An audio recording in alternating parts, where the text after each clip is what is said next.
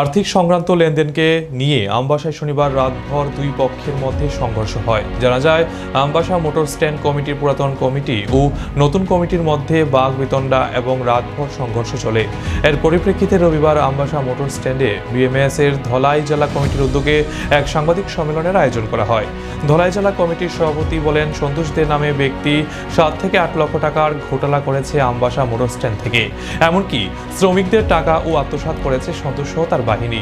শাসক দলকে বদনাম করার জন্যই এইসব করছে সে, এমনটাই অভিযোগ। সাংবাদিক সম্মেলনে উপস্থিত ছিলেন ধলাই জেলার বিএমএস এর সম্পাদক নারায়ণ দেবনাথ সহ বিএমএস এর অন্যান্য নেতৃত্বরা।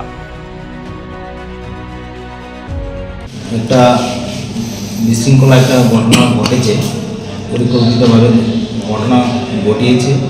এরই প্রতিবাদে আজকে আমরা ভারতীয় মজদুর সংঘ ধলাই ডিস্ট্রিক্ট কমিটির থেকে আমরা সাংবাদিক সম্মেলন করতে যাচ্ছি। এর প্রতিবাদ জানিয়ে আজকের এই সাংবাদিক সম্মেলনে আমাদের মধ্যে উপস্থিত আছেন